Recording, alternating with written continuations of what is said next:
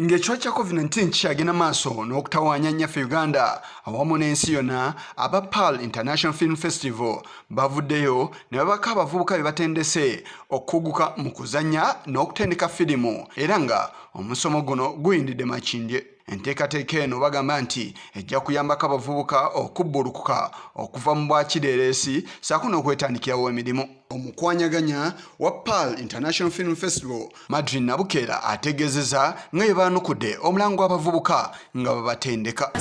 Netugamba kutukwatagana ne gavumenti okuyita mu Uganda Film Network tulabe nti notukumaakuma abavubuka mu kaseera kano baleme kubeera waka nga bali redundant n'abo abatajja kusobola kufuna mukisa kweyongerayo tubawe skill mu zino ennaku zino ettaano mu acting, directing, writing, cinematography asobole okuba nga alina waatandikira bw'alifuna omukisa okweyongerayo ng'akasente kalabise aliyeyongerayo naye nga tumuwadde entandikwa naddala mu kaseera kano ng'abaana basinga tebalina ssuubi.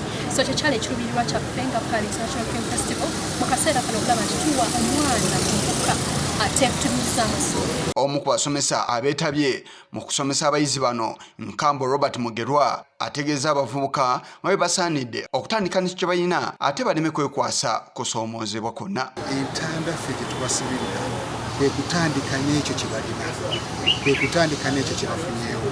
Ate n'ekirala baleme kuddaawo kwekwasa bizibu nti ate kino kizibu, kino kizibu.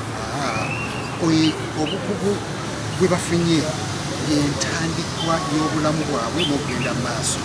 Ate amagezi ge bafunye gwe mulamwa gwa firimu kubanga mu Uganda muno twetaaga abakozi ba firimu abamanyi kibakola. Omu ku bazannyi ba firimu nyaffe Uganda Mutebi Farouk ategeeza abazannyi bano nga bwe basaanidde okuwa ekitiibwa abaabasooka mu kisaawe ky'okuzannya firimu awamu n'okuba abawulize. Director ono abeera yalowoozezza nnyo nga ne firimu zenagandika okushuutingibwa nga yalowooza nnyo biki ebiyinza okubeera nga bifuula firimu ye ey'amaanyi. Kikuba onojja n'obeera ng'ate oli muzibuzibu olinamu amalala mangi ogenda kulemesa director okusiga ekifaananyi kyayagala okukola ki okubatuusaako. Kitegeera baganda bange tibeera obedient, beera muwulize eri director wo n'abakukulembera ku set. Mu mbeera y'emu ne Farida n'Abagereka nga naye y'omu ku abo abazannyi b'otayinza kuleka mabega asibiridde entanda abaana ab'obuwala okwegendereza okukabasanyizibwa mu kisaawe ekyakatemba. N'ogenda ku set n'otuukayo ng'omuntu yakuwadde rooli n'agamba nti okuwa rooli nnene sooka olinnya akatanda we bakiyita sooka okole kino okukolere kino. You as an actor jjukira olina talenti yo. Talenti yo nawe gyotaddemu obudde ogisoosi osomye n'obaako w'otuuka. Tewali nsonga lwaki omuntu akuyita ng'alaba nti oli mulungi ate nagasokulinya akatanda naawe n'okkiriza obeera wejje waggulu n'oteeka wansi.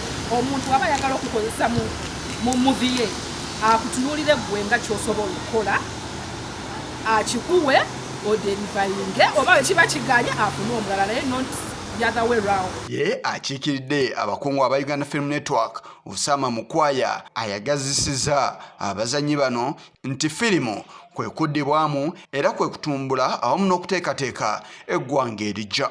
Have the zeal, have the resilience, have the energy to keep going because it never stops. I've been on a platform with the gentleman here and I'm happy that he's still pursuing knowledge. I myself am still learning. I recently did a diploma in film and television, but I'd done stuff before. And when I told people I'd graduated in film, they were like, but you've done stuff before. How come you're still graduating? I'm like, learning never stops. As long as time allows, I want to go for masters, I want to go for PhD. I don't know. I'm still thinking I should. But the whole essence is to find knowledge, to get better at what I do, to get more opportunities, to get more skills. Abavubuka bano baweereddwa empapula ezibakakasa nga bwe bakuguse mu kuzannya awamu n'okutendeka firimu. Kigongo ku lwa Channel 44 Oleggulo.